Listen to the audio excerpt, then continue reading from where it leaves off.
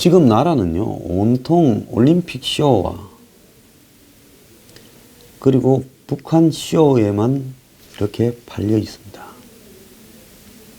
자, 축제는 언젠가는 끝나기 마련이고 축제가 끝나면 일상으로 돌아와야 됩니다. 북한은 핵을 절대로 포기하지 않는 나라라는 것은 전 세계가 다 알고 있습니다. 만약에 그럴 거라고 생각하는 사람이 있다면 그건 미친놈입니다. 이 방송을 들으시는 분 중에도요, 실제로 협상을 통해서 북한이 핵을 포기할 수 있다고 생각하는 분은 정신병원에 가야 된다고 저는 생각합니다. 그러면 북한의 핵을 인정하는 쪽으로 가서 결국은 그냥 남북이 평화롭게 살자. 우리한테 핵 안 쓴다. 이게 이 정권의 입장이고요. 미국은 미안하지만 그건 안 되겠다라는 입장입니다. 지금 매우 입장이 서로 다른 거죠. 그런데 이 평창이 끝나면 이 문제가 곧바로 터져 나올 거라고 보고 있습니다. 그런데 지금 그간의 세계 경제가 호황이라는 이야기들을 많이 했고, 한국에서도 뭐 많은 경제 전문가나 이런 사람들이 그냥 이 오리나 닭처럼 삐약삐약 딱딱거리면서 세계 경제 호황에 힘입어 한국 경제가 어떤 식으로 이렇게 상투적인 수식어를 씁니다. 세계 경제가 호황이라고요? 천만의 말씀입니다.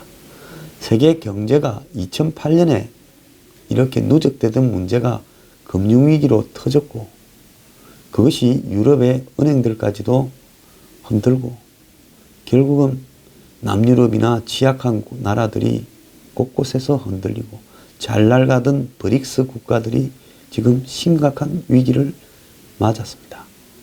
자, 그러는 와중에서 일부 미국에서 고용이 증가한다, 일본의 경제가 살아난다라는 이야기가 있지만, 이것은 어디까지나 2008년 세계 금융위기 이후에 그야말로 수십조 달러를 미국과 중국, 일본, 유럽 등이 풀어가지고 풀린 돈에 의한 착시 효과입니다. 그것 때문에 정시가 살아나고 돈이 돌면서 부동산 붐이 일고 했습니다.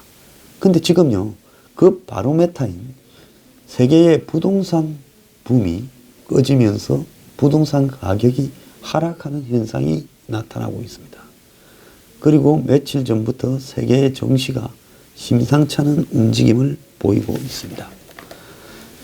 자, 지금 이 유명한 양심적 경제학자들은 세계에요, 세계 주요국의 중앙은행들이 경기 부양을 하도 많이 해서 돈을 풀어가지고, 그래서 금리가 거의 제로 베이스에 가까운 수준으로 가서 쉽게 돈을 구하고 쓰고 투자하고 하던 시기가 저물어 가고 있다.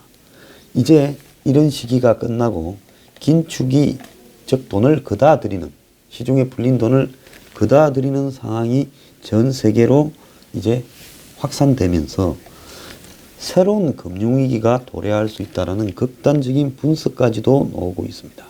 미국 한번 보십시오. 이번에 미국의 정시 쇼크는요, 임금이 올라가 가지고 그 임금이 오르니까 기업들의 한마디로 여러 가지 수익률이 악화되고, 거기에다가 미국의 중앙 은행격인 연준이 물가가 올라가니 이제는 금리를 올려야 되겠다라고 이야기를 하면서 정시가 순식간에 쇼크를 받았습니다. 그래서 최근에 이 세계 정시에서 나타난 패닉은 미국의 연준이 예상보다 긴축 속도를 높여갈 거다. 그 말은 무슨 말이냐? 돈을 빨리 걷어들일 거라는 이야기입니다. 제가 아는 한 세계적인 이 펀드 매니저는 이런 부분에서 세계의 주요한 어떤 돈의 곡간 역할을 하는 사람들이 대체로 하나가 되어서 한 방향으로 움직여 가는데, 그건 미국의 정부의 움직임과 대체로 일치하게 움직이는데, 몇 달 안에 그런 움직임이 일체히 동시에 한 방향으로 가게 될 거다. 이렇게 이야기를 하고 있습니다. 그래서 솔직히 말하면 우매한 국민들만 각 나라에 잘 모르지 이런 돈을 만지는 사람들은 앞으로 이후에 한 7, 8개월 동안에 벌어질 돈의 향배에 대해서 잘 알고 있다라는 거죠. 자, 미국의 정시가요, 지난 연말 기준으로 6% 밑으로 떨어졌습니다. 자, 미국의 연준이 그러면 왜 긴축을 하느냐? 임금이 올라가고, 미국의 지금 최저임금이 월마트부터 시작해서 거의 모든 회사들에 다 올라가고 있습니다.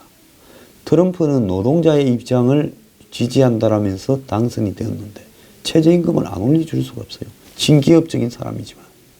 자기의 지지 기반이 무너지면 대통령 해먹을 수 있겠습니까? 그러니까 최저임금이 올라가고 있고 좌파들도 찬성하다 보니 최저임금이 올라가는 거예요.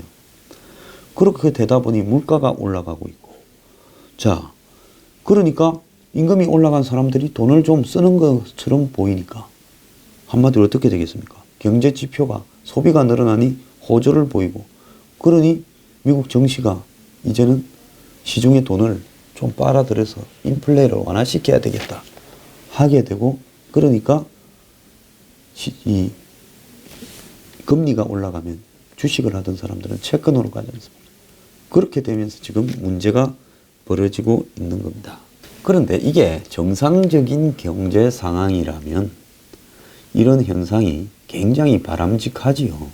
일전에 약간의 인플레가 한 3, 4% 정도 있어서 임금도 올라가고 투자나 소비도 늘어나는 게 경제가 좋지 인플레가 없는 그게 문제입니다. 그건 디플레이션으로 가기가 쉬우니까 경제 규모가 약간의 건전한 인플레이션은 경제 규모를 크게 키우고 디플레이션은 경제 규모를 줄이는 거니까요. 그런데 이게 정상적인 상황이 아닌 상황에서 벌어지고 있다는 겁니다. 지금 우리는 모두 현재의 이 금리라든지 현재의 주식 가격이라든지 현재의 소비와 투자가 자연스럽게 만들어진 보이지 않는 손에 의해서 균형을 이룬 거라고 생각하지만 사실은 이거는 2008년 이후에 전 세계가 경제가 붕괴되는 걸 막기 위해서 억지로 돈을 엄청나게 풀어서 현재와 같은 상황을 만들었다는 겁니다. 그러면 이 상황의 배경에는 제로에 가까운 무진장 깔려있는 돈들이 바탕이 되었는데 이 돈들이 이제 다시 은행으로 들어가 버리면 과연 지금의 경제 상황이 유지되겠는가 하는 부분이 지금 의문인 겁니다. 그래서요, 이 경제 청신호를 주식시장에서는 적신호라고 보고 있고 미국에서 켜진 이 레드 카드가 지금 전 세계로 번지고 있는데요. 자, 미국 시장이 전 세계에 미치는 영향은 엄청나게 큰데 미국에서 투자자들이 주식에서 발을 빼면 결국은 전 세계 투자자들이 위험 회피를 할 것이다. 이렇게 되겠죠. 지금 비트코인이나 가상화폐가 무너지는 것도요. 위험 자산에 대한 투자 회피가 결국은 규제를 가지고 오고 그런 부분들이 이런 양상으로 가고 있는 겁니다. 그래서 이런 거를 조금만 안다면 가상화폐가 무슨 그 블록체인 기술이 어떻고 관계없이요. 거의 휴지 조각이 될 날이 가까워졌다는 걸 인식할 수 있을 겁니다. 자, 미국이 긴축하면 유럽은 더 긴축하고 일본도 긴축하고 이러면서요. 자신들이 그동안에 몸이 정상이 아니라서 영양제 링겔을 맞고 버티던 걸 깜빡 잊은 겁니다. 알아도 그게 잘 안 돼요. 각성하는 게요.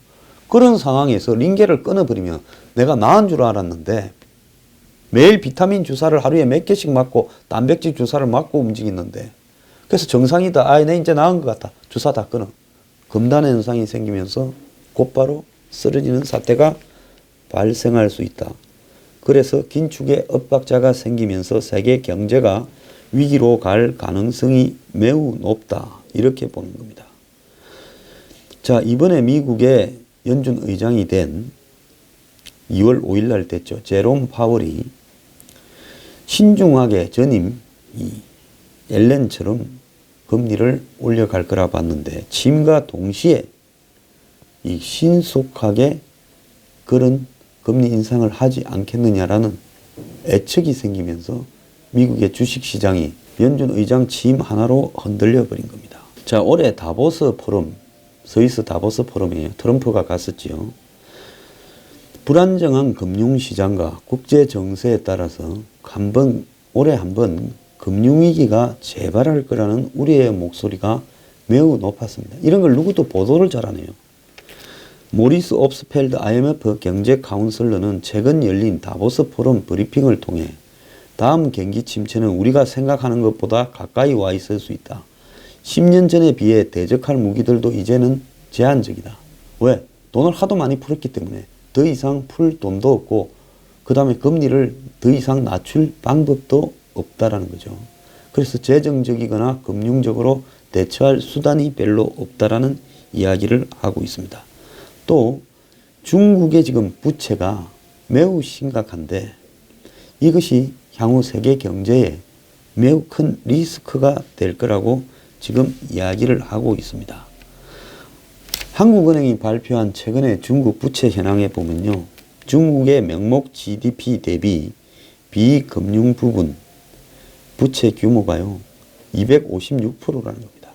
다른 신흥국 평균이 138%인데 2배가 되는 겁니다. 중국이 경기 활성화한다고 이 부동산 부분에서 또 기업 투자 부분에서 지나치게 부채를 확대한 부분이 문제가 되고 있고요.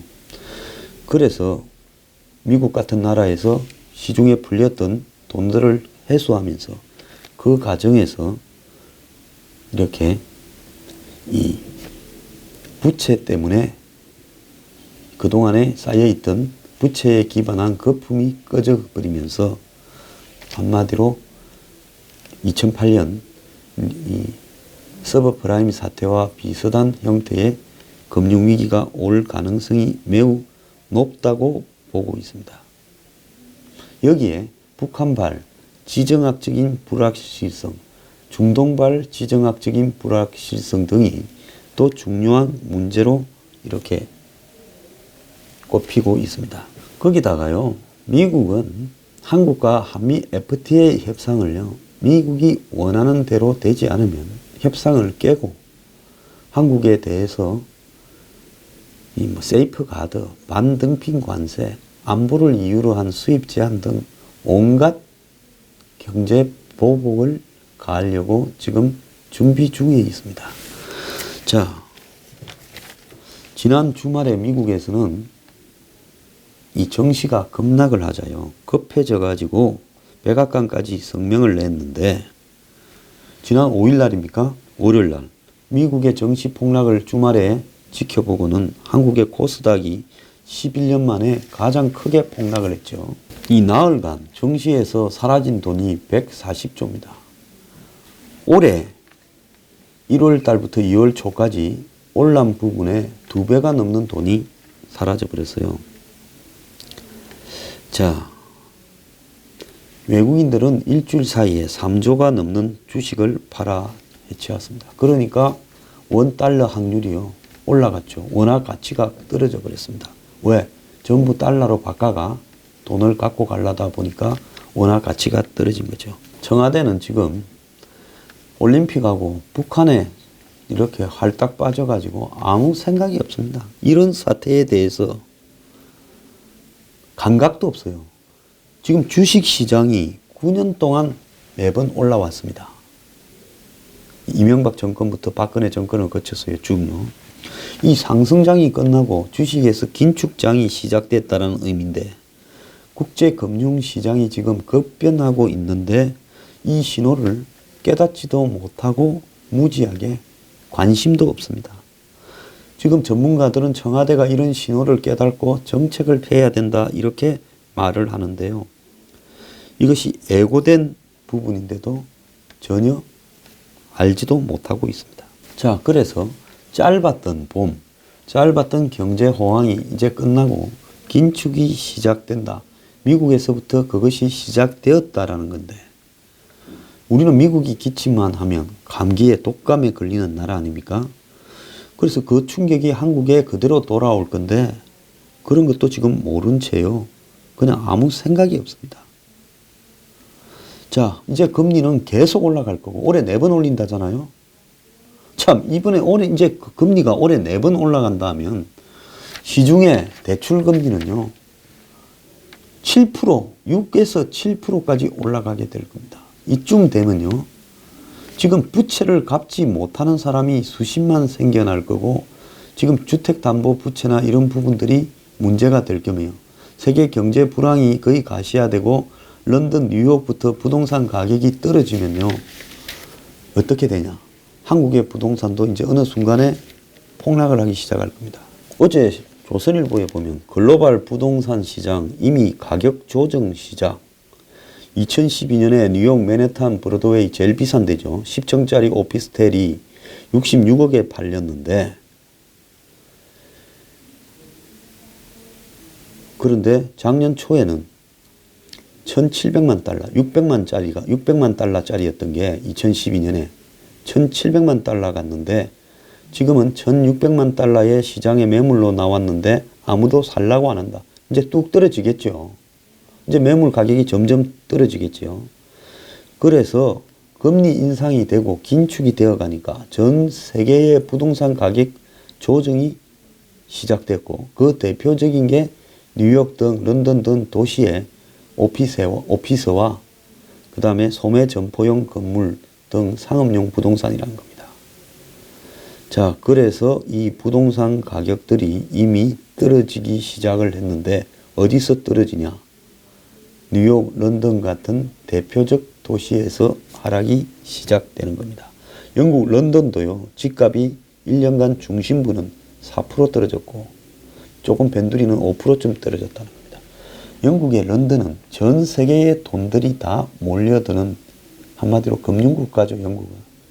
그런데 그 영국의 부동산 가격이 런던에서 떨어진다면 솔직히 볼장 다 반 건데 그런데 문재인 정권의 부동산 정책은 노무현 정권의 길을 그대로 가고 있습니다. 자, 아무 생각이 없는 거예요. 그래서 긴축으로 인한 금리 인상과 그 다음에 한국에 지금 올라있는 부동산 가격의 폭락으로 인해서 전 세계 부동산 가격이 떨어지는데 한국 강남만 올라가겠습니까? 폭락으로 인해서 한국 경제에 엄청난 데미지를 줄 거고 지금 북한하고 무슨 저러는데 이것이 이제 어느 순간에 안보적으로는 깨질 겁니다. 왜 깨질 수밖에 없느냐. 북한은 한미 군사훈련 중단을 요구할 거고 그러면서 남북 정상회담 하자면서 그 핑계로 그걸 또 유지시켜 가려고 할 겁니다. 미국은 정상회담은 정상회담이고 그건 너희끼리 북한 핵을 인정하면서 뭐 잘 지내자 하는지 몰라도 우리는 핵은 안 된다고 갈 수밖에 없을 거예요. 미국이 갈 짓자를 해도 결국은 그런 입장을 유지할 겁니다.